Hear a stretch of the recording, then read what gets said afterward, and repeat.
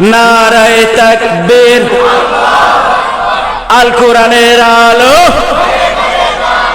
আল হাদিসের আলো, নারায়ে তাকবীর। মাশাআল্লাহ, বগুড়ার মানুষ তো গলার ভয়েস একটু থাকাই লাগবে নাকি কোন আপনারা? হ্যাঁ, বগুড়ার ভয়েস না থাকলে তো আর হবে না। ওই যে আমার এক ওস্তাদ সাহেব গল্প শোনাইছিল, হুট করে মনে পড়ে গেল। গল্পটা কি শোনাবো আপনাদের? পারমিশন দিলে শোনাবো। 3 হুজুরের ইফতার করতে দাওয়াত দিছে, বুঝছেন? খাবারের মজলিস, ইফতারের আগ মুহূর্তে খাবারের 1 প্লেটে খাওয়া সুন্নাত, 1 প্লেটে দিয়েছে। দিয়া বলতেছে যে এক হুজুর বলতেছে যে খাওয়ার আগে একটু কোরআন হাদিসের আলোচনা করলে ওই খাবারের মধ্যে বরকত হয়। কি কথা বোঝেন নাই বাবা? যে খাবারের আগে একটু কোরআন হাদিসের আলোচনা করলে ওই খাবারের ভিতরে বরকত হয়। তো কে আগে শুরু করবে? তা আমাদের মধ্যে যে সিনিয়র আছে ও আগে শুরু করবে। তো এক হুজুরকে যখন পারমিশন দিল তখনও বলতেছে যে বাবাজিরা আমার দেখেন, যখন কিয়ামত শুরু হয়ে যাবে ওই মুহূর্তে, কিয়ামতের পরে এই পৃথিবীটা, ওই যে খাবারের প্লেটটা হাতে নিছে, বুঝছেন, নিয়া বলতেছে যে এই পৃথিবীটা এইভাবে ভাগ হয়ে যাবে। কি কথা বোঝেন নাই আমার কথা? যে এইভাবে ভাগ হয়ে যাবে, তার মানে অর্ধেকটাই হুজুরের ভাগত কিন্তু চলে আসলো, আর যে 1 ভাগ থাকলো, যে এই 1 ভাগ তোরা 2 জনে মিলে খা।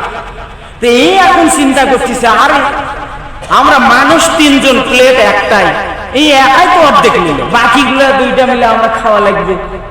তুই বলতেছে হুজুর আমি একটু আলোচনা করবার চাই, তা করেন।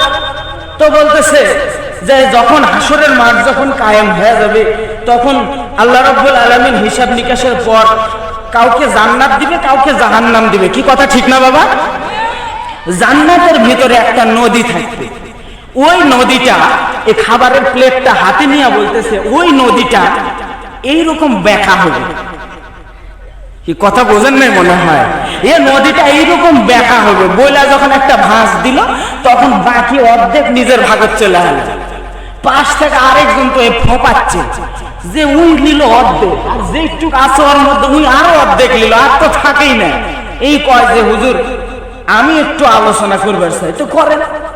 তো ওই এখন বলতেছে যে যখন কিয়ামত হয়ে যাবে ওই মুহূর্তে ইসরাফিল আলাইহিস সালাম যখন বাঁশে ফুঁ দিবে তখন পৃথিবীটা কয়, আর ওই প্লেটটা এইভাবে হাতে তুলিছে, বুঝছেন, লিয়া কয় ওই পৃথিবীটা ঠিক এইভাবে উল্টা।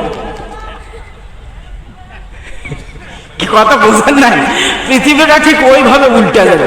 তো এই যে খাবার নষ্ট ভাগ ভাগ হয়ে গেল, তা আসলে মূলত পক্ষে কথাটা বলার উদ্দেশ্য হলো একটাই, যে ওয়াজ এই মঞ্চে যদি আপনারা থুয়া যান তাইলে কিন্তু আলোচনা ভাগাভাগি হয়ে যাবার পারে।